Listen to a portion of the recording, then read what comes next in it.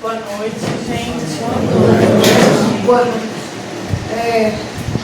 Eu falei pro Galáxia que ele tinha 1 minuto para fazer a abertura, porque eu tenho tanta coisa para falar. Senão quem ia reclamar, no final das contas, iam ser vocês. Mas é brincadeira, tá? Prometo tentar ser sintético. Se me estender muito. É que a riqueza dessa passagem é tão grande, tem tanto ensinamento escondido nela, que fica difícil, né? A gente passar tudo aí 1h30, 2 horas, que é mais ou menos o que eu vou falar, tá, gente? Brincadeira. Bom, todos sejam muito bem-vindos a essa casa de luz, a essa casa de oração, e que hoje a gente possa, então, estar de coração aberto, de mente serena, para poder absorver esse conhecimento, esse ensinamento moral que Jesus nos trouxe e que foi muito comentado, e aqui eu trago um comentário da espiritualidade superior, de Allan Kardec, de Joana de Ângeles, a respeito dessa passagem, que eles nos ajudam a entender melhor, né? A retirar o espírito da letra. Bom, durante a passagem de Jesus na Terra, ele realizou diversos feitos, né? Fenômenos que, pelos religiosos, são considerados milagres e pelos materialistas são consideradas fábulas, lendas, histórias da carochinha. Mas hoje, com base no ensinamento da doutrina espírita a respeito do fluido cósmico universal, dos fenômenos de materialização e também com o avanço da ciência, a gente começa a compreender que Jesus não realizou nenhum milagre. Ele não infringiu nenhuma lei natural. E todas as leis naturais são leis divinas. Ele apenas manipulou propriedades até então desconhecidas ou mal compreendidas pelos homens da época, né?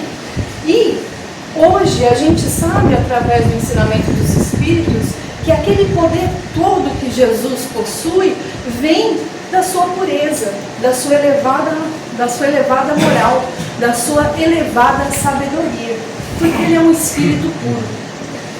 E mesmo porque, gente, especular se houve ou não a multiplicação, a materialização dos pães, né, no estado físico, não é o objetivo da doutrina, nunca foi. E também não é o nosso objetivo hoje, especular a respeito deste fenômeno. Porque a gente sabe que o legado de Jesus não está nos seus feitos maravilhosos, no seu ensinamento moral. Então, hoje a gente vai rever essas duas passagens, né, em que Jesus realizou um desses grandes feitos, considerados milagres, mas que, acima de tudo, deixou para nós ensinamentos profundos. Então, a primeira oportunidade, né, em que Jesus realizou esse grande feito foi num território deserto, nas proximidades de Betsaida, onde ele realizou a primeira multiplicação dos pães. E a segunda multiplicação ocorreu num território próximo a Magdala. E esses feitos impressionaram tanto os discípulos que a primeira multiplicação dos pães é narrada pelos 4 evangelistas. E a segunda multiplicação dos pães é narrada por Mateus e por Marcos. Então não foi algo corriqueiro, foi algo que realmente deixou impressões. No estudo de hoje, para a gente iniciar, para quem não conhece essas passagens, eu selecionei as passagens narradas pelo evangelista Mateus, para a gente poder fazer a leitura inicial. Mas ao longo do nosso estudo, na noite, eu vou colocar no telão trecho das outras passagens narradas pelos outros evangelistas, para a gente poder elucidar melhor um ou outro ponto, porque cada um deles narrou o mesmo evento de formas diferentes, né? Então eu vou ler para vocês. A primeira multiplicação dos pães está lá no Evangelho de Mateus, no capítulo 14, do versículo 13 ao 21. Ouvindo isso, Jesus retirou-se dali num barco, para um lugar em particular. A multidão, ao ouvir, seguiu a pé, a partir das cidades. Após sair, viu uma grande multidão, uma multidão numerosa, e compadecendo-se deles, curou os seus enfermos. Chegado o fim da tarde, os seus discípulos aproximaram-se dele, dizendo: o lugar é deserto e a hora já está adiantada. Despede a multidão para que voltem para suas aldeias e comprem alimento para si mesmos. Jesus, porém, lhes disse: não é necessário irem embora. Dai-lhes de comer vós mesmos. Então eles lhes dizem: não temos aqui senão 5 pães e 2 peixes. E Jesus disse: trazei-os aqui. Após ordenar que a multidão se reclinasse sobre a relva, tomou os 5 pães e os 2 peixes, olhou para o céu, abençoou, partiu os pães, deu-os aos discípulos e os discípulos à multidão. Todos comeram e saciaram-se, e levaram o que sobrava dos pedaços, 12 cestos de vime cheios. E os que comeram foram cerca de 5.000 homens, fora mulheres e criancinhas. Então essa foi a primeira multiplicação que ocorreu próximo a Betsaida. A segunda multiplicação, que ocorreu próximo a Magdala, um tempo depois, está lá no capítulo 15 do Evangelho de Mateus, dos versículos 32 a 39. Jesus, convocando os seus discípulos, disse: estou compadecido com a multidão, porque já permanece comigo há 3 dias, e não tenho que comer. Não quero despedi-la em jejum, para que não desfaleça no caminho. Os seus discípulos lhe dizem: de onde nos viriam no deserto tantos pães para saciar tamanha multidão? Jesus lhes disse: quantos pães tendes? Eles disseram: 7 e uns poucos peixinhos. Tendo ordenado à multidão repostar-se sobre a terra, tomou os 7 pães e os peixes, rendeu graças, partiu-os e deu aos discípulos, e os discípulos à multidão. Todos comeram e saciaram-se, e levaram da sobra dos pedaços 7 cestos redondos, cheios, e os que comeram foram 4.000 homens, fora mulheres e criancinhas. Após despedir a multidão, entrou no barco e dirigiu-se ao território de Magdala. Bom, essas são as passagens. E a gente, conforme vai estudando o Evangelho, a gente percebe que essa passagem da multiplicação dos pães e peixes tem uma notável e rica lição, que Jesus delegou a nós, humanidade, para ser o nosso norte, a nossa bússola nas ações cotidianas. Mas nós não percebemos esses ensinamentos, porque a gente não retira o espírito da letra. A gente fica focado naquele número absurdo, aquela multidão de 5.000 pessoas, 4.000 pessoas, e no fenômeno da multiplicação. E nós não damos a devida atenção à sequência de acontecimentos nesses episódios. Nós não percebemos que essas passagens estão carregadas de significados e ensinamentos. Então hoje, para a gente compreender melhor essa passagem, esses ensinamentos, a gente vai analisá-la aos poucos, ou em doses homeopáticas, porque no Evangelho Jesus traz o remédio para a gente. Ou então a gente pode dizer que nós vamos saboreá-las aos poucos, porque aqui também a gente vai encontrar o alimento que sacia o nosso espírito.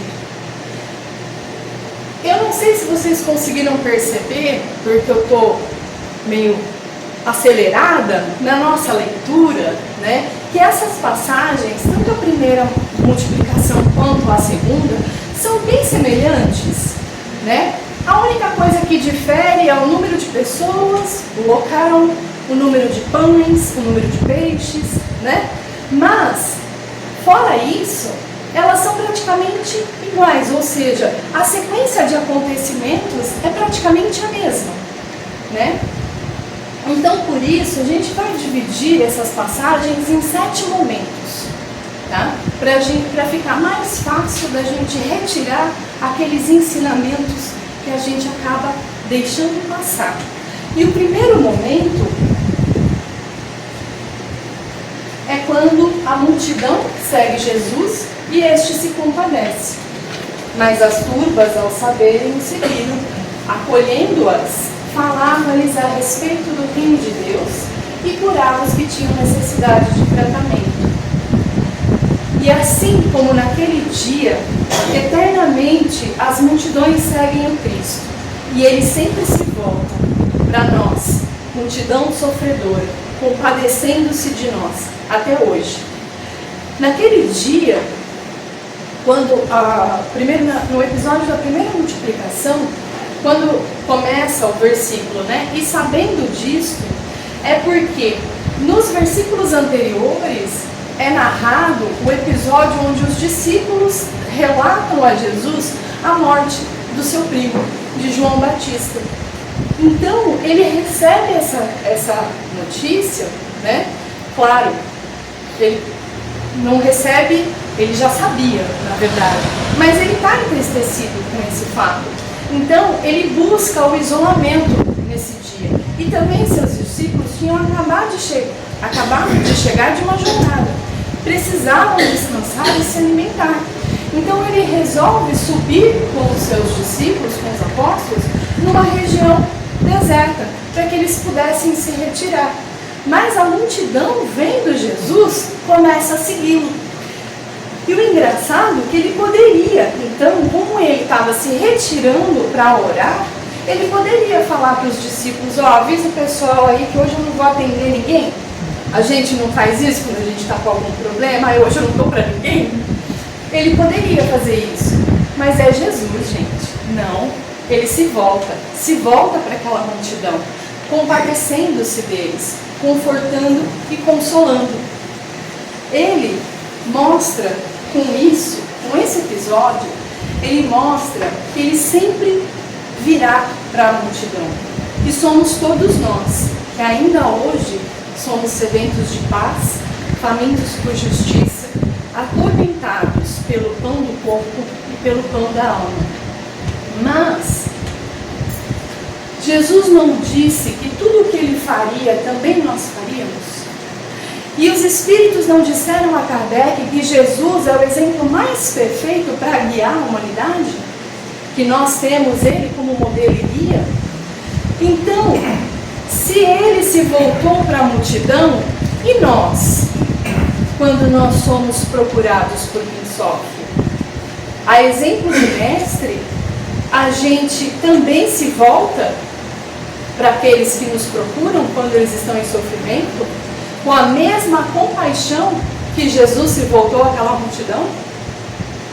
A exemplo dele, a gente para o que está fazendo para ajudar alguém que está precisando? A gente guarda a nossa dor no bolso para cuidar da dor de alguém? Porque foi isso que Cristo fez naquele dia. Quando eu chego cansado em casa, depois de um dia cheio de problemas, estressante, cansada, estressada, eu me volto com ternura para os meus familiares que estão lá precisando da minha atenção, do meu carinho, dos meus cuidados? Ou eu falo, hoje eu não estou para ninguém? A gente tem que pensar nisso, porque esse é o ensinamento que Jesus deixou nessa passagem para a gente. Foi com esse gesto que Jesus, mais uma vez, mostrou que para ele, nós, a multidão sofredora, somos prioridade. Que sempre a gente vai poder segui-lo e ele sempre vai se voltar para a gente, ensinando, alimentando e curando. E da mesma forma, ele espera que nós façamos o mesmo com o nosso semelhante, nos voltando fraternalmente para aqueles que estão precisando da nossa ajuda, seja material ou espiritual. E depois de um tempo que Jesus estava lá falando a respeito do reino de Deus, curando os enfermos, tarde começou a chegar. E os discípulos, preocupados, então, pedem que Jesus mande todos embora. Mas Jesus fala que não, que eles deveriam dar de comer àquelas pessoas. Chegado o fim da tarde, os seus discípulos aproximaram-se dele, dizendo: o lugar é ermo, deserto, e a hora já está adiantada. Despede as turbas, a multidão, para que voltem para suas aldeias e comprem alimentos para si mesmos. Jesus, porém, lhes disse: não é necessário irem embora, dai-lhes de comer vós mesmos. Bom, o que a gente percebe com essa fala dos apóstolos? Em primeiro lugar, é que eles ainda não tinham compreendido a essência dos ensinamentos de Jesus. Diante daquele problemão, o que eles sentiram? Desânimo. E o que eles estavam apresentando? Resistência, ou seja, falta de fé. Fé em Jesus e fé neles mesmos. E nós? A gente também não faz isso? Quando surge, não nosso, mas de alguém ou de uma comunidade, um problemão, a gente não se esquiva? Não porque a gente não queira ajudar. Eu acho que a gente já está passando, já está começando na fase de querer ajudar. Mas é porque a gente não se sente apto, competente, capaz de ajudar num problema que é muito grande, muito complexo, Foge, a gente acha que foge da nossa capacidade. Era esse tipo de sentimento que os apóstolos estavam naquele dia,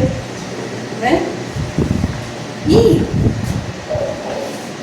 nós, diante dos problemas muito grandes, a gente custa acreditar na migalha de bem que ainda existe dentro da gente. Todos os dias, quando a gente liga a televisão, a gente não vê crime, corrupção, poluição, injustiça. Não dá a impressão, às vezes, dependendo do jornal que a gente assiste, que o mundo está meio de ponta cabeça, está perdido e que nada do que eu fizer vai ajudar, vai resolver a situação? Era com esse sentimento que eles estavam. Diante daquela multidão que estava entardecendo, ia anoitecer e estava todo mundo ali sem comida, eles se sentiram incapazes de ajudar, Por isso essa resistência, esse desânimo. Mas não é assim. Assim como naquele dia Jesus sabia, nós hoje podemos fazer a nossa parte. Eu não vou acabar com a corrupção do mundo, nem da minha cidade, mas eu posso começar não estacionando na vaga de idoso deficiente, se eu não estou precisando, se eu não tenho essa necessidade. Eu posso começar não furando fila no banco, no mercado. Eu posso começar devolvendo o troco que me deram a mais. Aquela moedinha que eu acho que não vai fazer falta, mas vai fazer no caixa. Eu não vou acabar com a poluição no mundo, mas eu posso fazer a minha parte, reciclando o meu lixo, repensando o meu consumo para diminuir a minha geração de resíduos. Eu posso plantar uma árvore, eu posso compartilhar informações de proteção ao meio ambiente. Eu não vou acabar com a injustiça no mundo, mas eu posso fazer a minha parte respeitando o meu semelhante. Ou seja, dando para o mundo a minha migalha de contribuição para o bem coletivo. Então, quando Jesus disse aos discípulos: dai-lhes vós de comer, dai-lhes de comer vós mesmos, ele pediu aos discípulos para que também acreditassem nessa migalha do bem que existia dentro deles. Com isso, ele desejava gravar no espírito deles e em nós, hoje, que aos colaboradores do Evangelho somente compete um dever diante da multidão necessitada. É a de prestar auxílio desinteressado e fraternal, sempre. Naquela hora, Jesus sabia que aquela multidão podia ter fome de pão, mas a fome que mais estava maltratando era a fome de luz. Era em busca das palavras de Jesus e do conforto espiritual que eles estavam seguindo.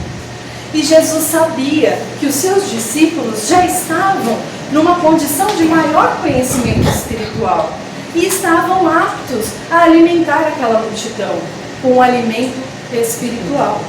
Então, mandando que eles dessem de comer ao povo, é como se eles lhes dissessem: ensinai, vai lá, vão ensinar tudo que vocês sabem e verão que eles ficarão fartos, porque é isso que eles vieram buscar, não é o pão do corpo. E nós, colaboradores do Cristo, somos chamados por Ele todos os dias. Todos os dias Jesus fala para a gente: dá-lhe de comer vós mesmos. Ele está nos chamando todos os dias para que a gente possa nutrir todos que estão à nossa volta. E como a gente faz isso? Com as nossas boas palavras, as nossas boas ações, os nossos bons exemplos. Dessa forma, eu vou ajudar todos aqueles e nutrir espiritualmente quem estiver ao meu redor. E por menos que a gente tenha a oferecer, sempre podemos contribuir de alguma forma, seja material ou espiritualmente. E falando em espírito, doutrina espírita, o espiritismo ele repete esse fenômeno da multiplicação todos os dias, porque casas espíritas pequenininhas como estas, em todas as partes do mundo, trazem, estão sempre de portas abertas, distribuindo o pão da palavra divina para qualquer um que as procure. Isso dessa forma a gente está fazendo aquilo que Jesus nos incentivou, nutrindo os nossos semelhantes. Mas Jesus, aproveitando para ensinar mais um pouquinho os seus discípulos, mais uma nova oportunidade, ele pergunta aos discípulos quantos pães eles tinham. Disse-lhes: quantos pães tendes? Parti, vede. Ao saberem, dizem: 5 pães e 2 peixes. E será que aqui Jesus estava falando somente de pão? Porque quando a gente está pensando, está diante de um problema que a gente vai resolver, no caso desse, alimentar uma multidão, a pergunta correta seria: de quantos pães precisamos para alimentar essa multidão? Para a gente poder providenciar a quantidade correta. Mas não é essa a pergunta que ele faz.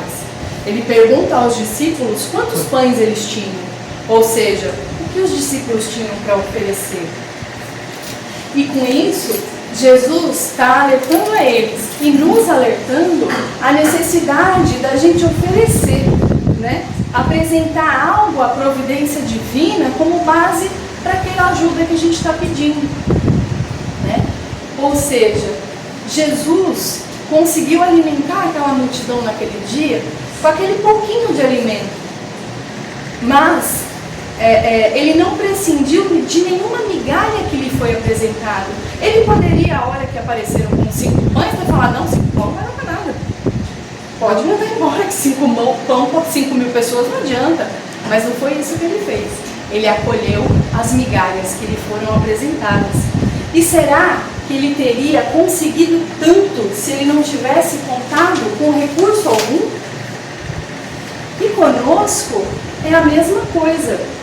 Será que a gente também não precisa apresentar a Jesus as migalhas do nosso esforço em nós melhorarmos como ser humano, como espírito, para que Ele possa multiplicar as bênçãos em nossas vidas? Não dá para a gente erguer as mãos aos céus em súplica com mãos vazias. A gente tem que apresentar a Jesus o pouquinho que temos, uma pontinha de fé, um resquício de tolerância, um vislumbre de humildade, uma migalhinha de amor. Não importa o quanto. Com isso, sabendo tudo que a gente tem e tudo que a gente ainda é, a gente tem que erguer para Jesus e falar: Senhor, é tudo que eu tenho, é tudo que eu sou, mas esse pouquinho eu estou te dando, eu estou te oferecendo. E assim como naquele dia ele multiplicou aqueles 5 pães para uma multidão, com certeza, qualquer esforço nosso, ele também vai multiplicar na nossa vida.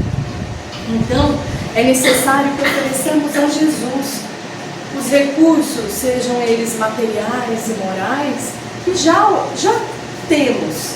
E como é que a gente oferece alguma coisa para Jesus? O Espírito puro. É ao outro.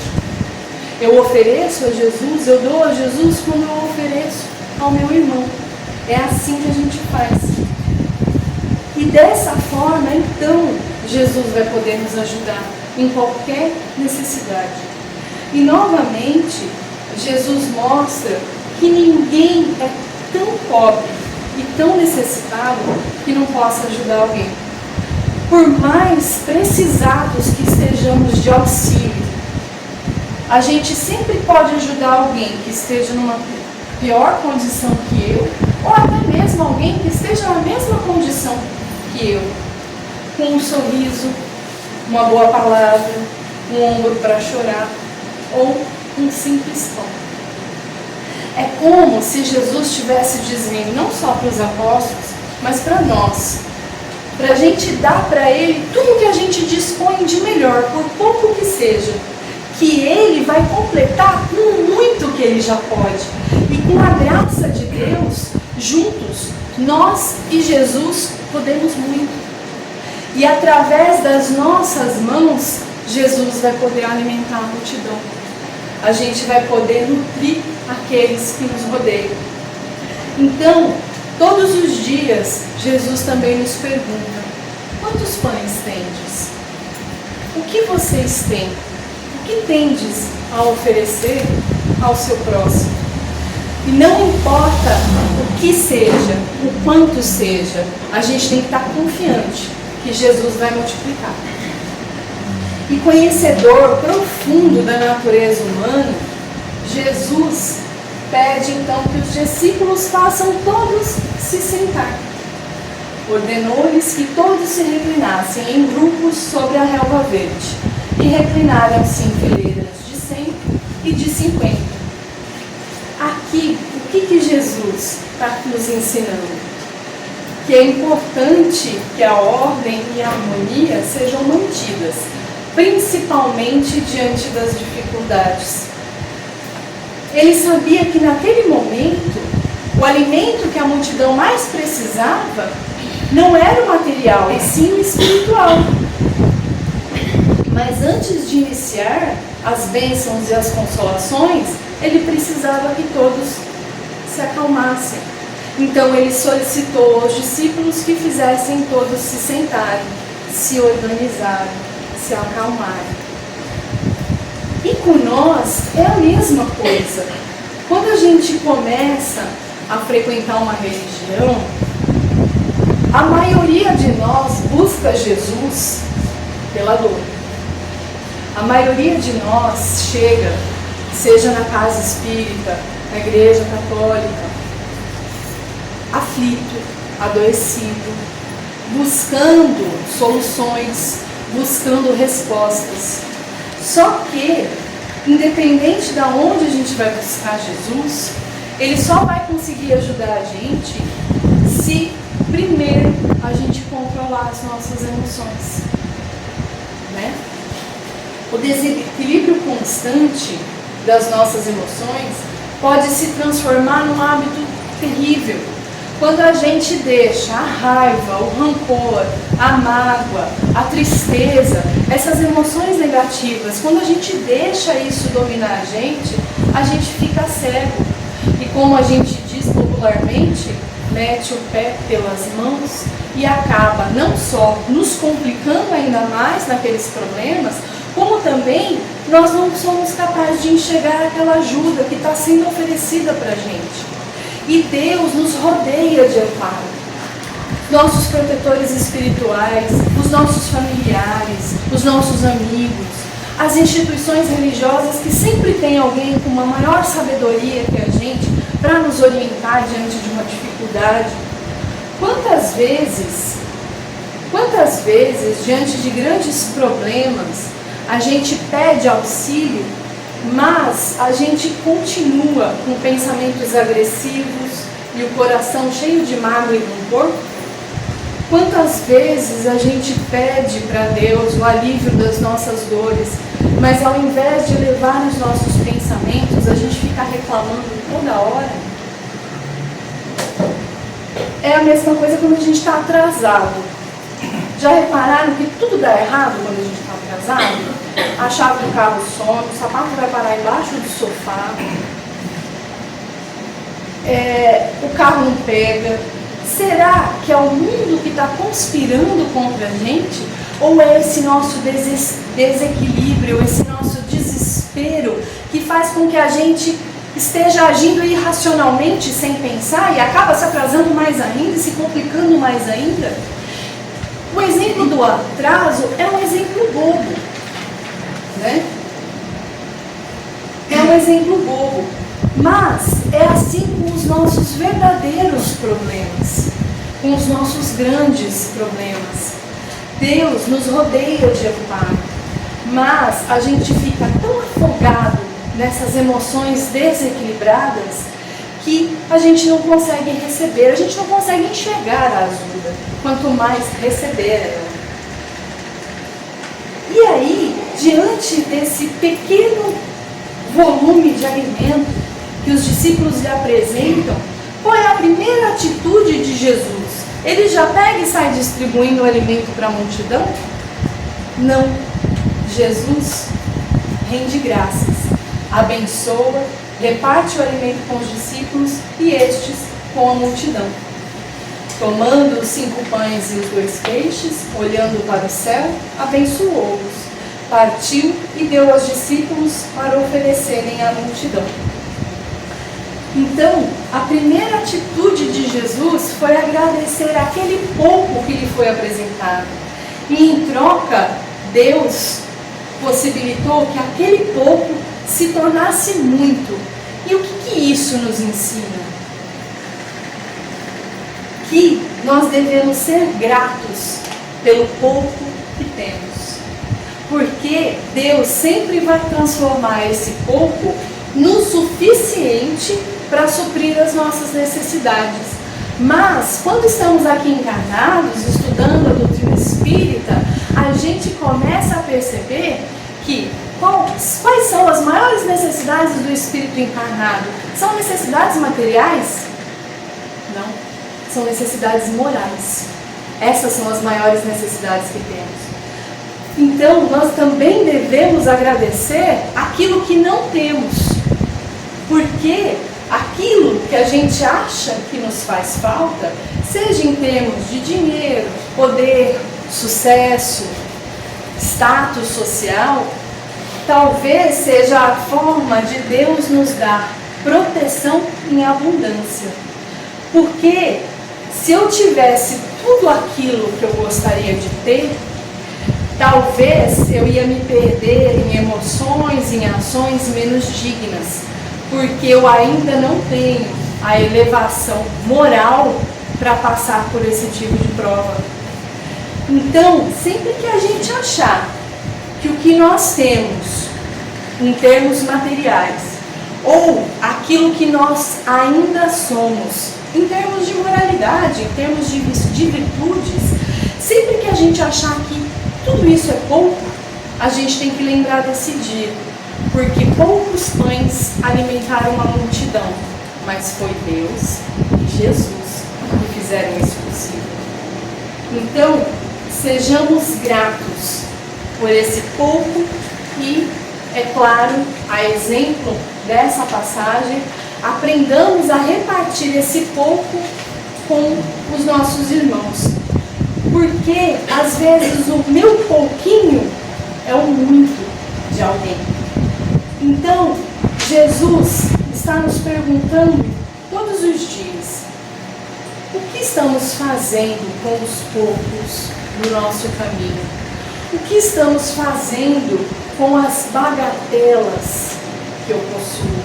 Eu estou aproveitando todas as oportunidades que eu tenho para fazer algo de bom com o pouco que eu tenho ou com o pouco que eu ainda sou? é uma reflexão para a gente levar para casa. E após, então, os discípulos repartirem o alimento com o povo, todos comem e ficam saciados. E aqui é que entra o famoso milagre. Porque 5.000 homens, fora mulheres e crianças, comeram 5 pães e 2 peixes apenas e sentiram-se saciados. Como é que Jesus fez essa maravilha? Poderia ter sido por sugestão. Jesus utilizou o seu imenso magnetismo pessoal, a sua elevada condição de espírito puro, enganando o estômago daquelas pessoas, né? Para que eles se sentissem satisfeitos, mesmo com pouco alimento? Poderia. Mas como explicar as sobras que são relatadas por todos os evangelistas nas 2 passagens? Se nós formos considerar esse fenômeno pelo aspecto físico, a gente tem que lembrar que tudo que a gente vê é feito por aquilo que a gente não vê. Como, por exemplo, a água é formada por 2 elementos químicos invisíveis para a gente. Então, a matéria, como nos ensinam os espíritos, é apenas o fluido cósmico universal em diferentes vibrações e combinações.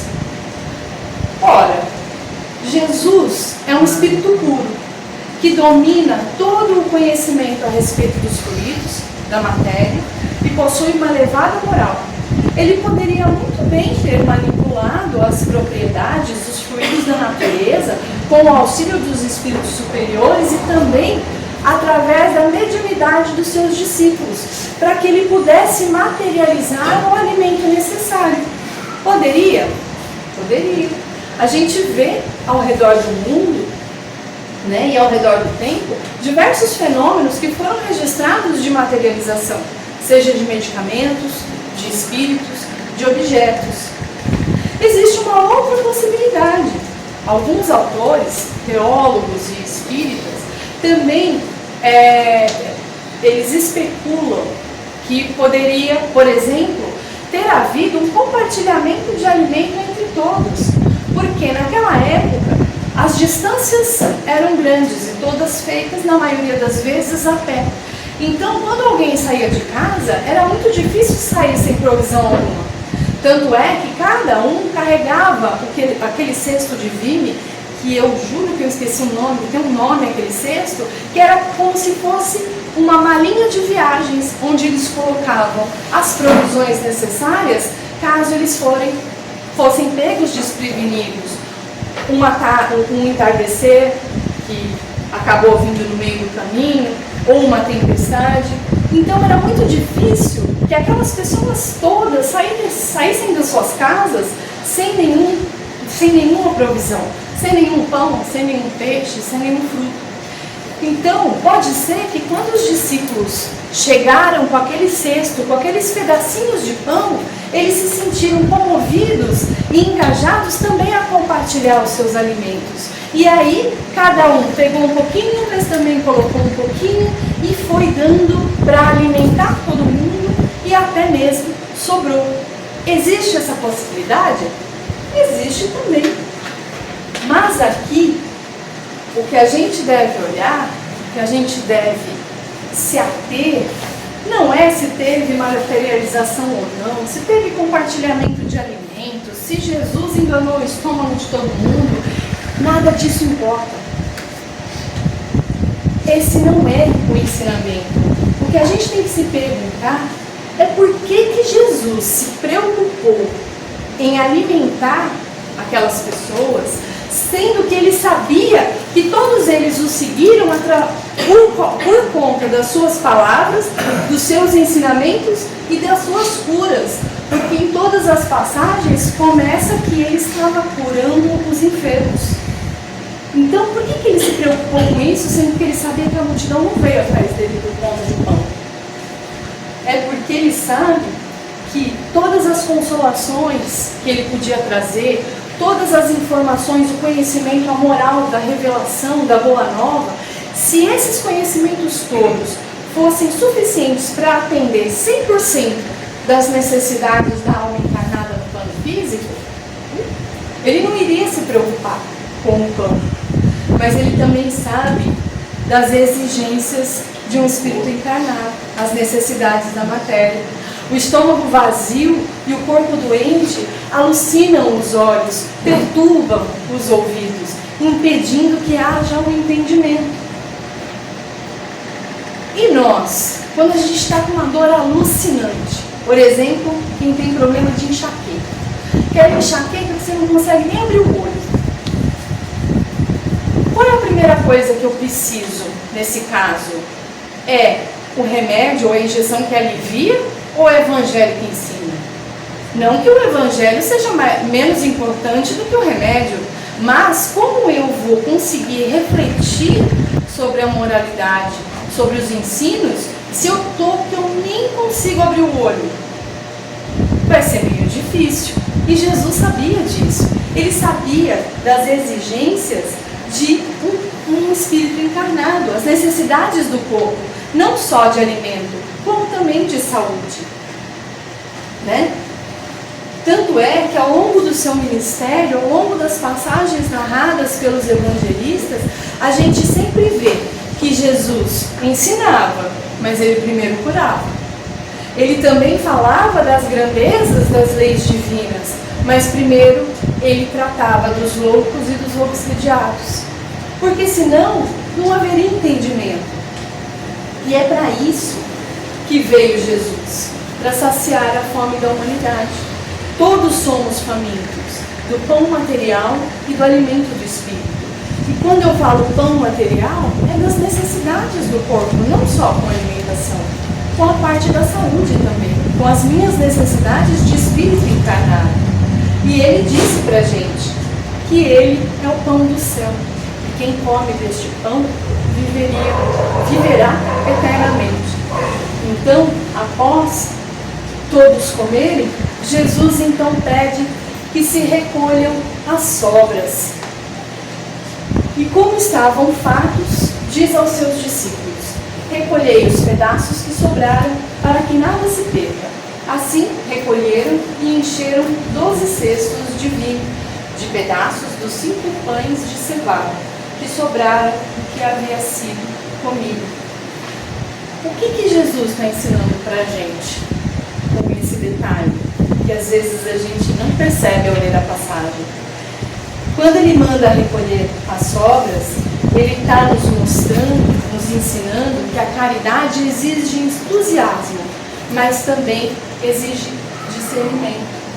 Ele sabia que dentro daquela população, daquela multidão toda, não tinha só aquelas pessoas que estavam realmente necessitadas.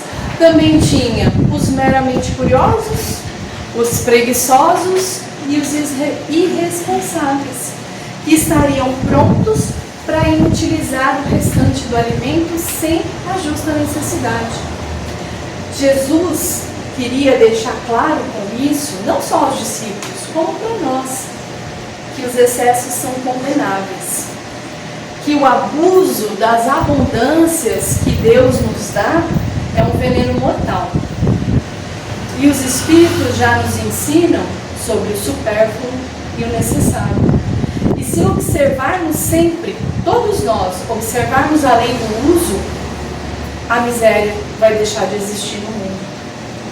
Mas Jesus não estava falando somente do alimento, do pão material. Ele estava se referindo ao alimento espiritual que ali foi distribuído naquele dia.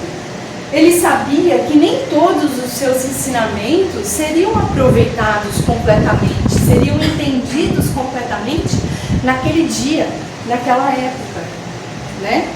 Se até hoje a gente enrosca para aprender, enrosca para poder praticar a moral do Cristo, ele queria mostrar que o Evangelho é seu celeiro. E nesse celeiro há pão para todos nós, famintos. E que ele nunca vai deixar que se perca a mínima parcela seus ensinamentos. Então, tanto para aqueles daquela época, quanto para aqueles que viriam depois, em busca de Jesus, esfomeados de luz, esfomeados de amor. E quem são esses que vieram depois? Nós. E como Jesus nos disponibilizou essas sobras que Ele recolheu nessa época? Ele nos mandou de volta com o Consolador prometido. Ele reciclou seus ensinamentos. Ele mandou de volta para a gente poder aproveitar aquela parcela que não foi absorvida naquela época, através da doutrina espírita. Como nos renovando o entendimento, renovando o conhecimento, para que a gente possa, enfim, absorver todos os seus ensinamentos. Então, gente, com essas passagens, o que Jesus está nos ensinando? Ele está nos ensinando e nos incentivando a multiplicar os nossos recursos e os nossos talentos, de forma a contribuir para um mundo melhor, para melhorar o mundo que a gente habita. Jesus está nos incentivando e nos ensinando para que todos os dias nós multipliquemos os pães da tolerância, de forma a compreendermos as diferenças, entendermos que nem todos estamos no mesmo grau, na mesma faixa evolutiva, e de que todos nós erramos, todos nós cometemos erros, ninguém é melhor do que ninguém. Ele está nos ensinando e nos incentivando para que todos os dias a gente multiplique os pães da caridade, para que dessa forma comecemos a enxergar o outro com olhos de amor e aos poucos ir eliminando os males do mundo. Ele está nos ensinando e nos incentivando a todos os dias multiplicarmos os pães da alegria, contagiando todos ao nosso redor, mostrando que otimismo e esperança são conquistas e que essas conquistas estão ao alcance de todos. É claro que a gente, na maioria das vezes, não vai ter condição de realizar grandes feitos, grandes obras, ainda com o pouco que somos. Mas com certeza já temos a possibilidade de fazer pequenas coisas, aquelas que realmente somam, né? Possibilitando uma melhoria na vida de todos os que nos rodeiam e também na nossa vida, nos esforçando para sermos pessoas melhores. Então, que a gente possa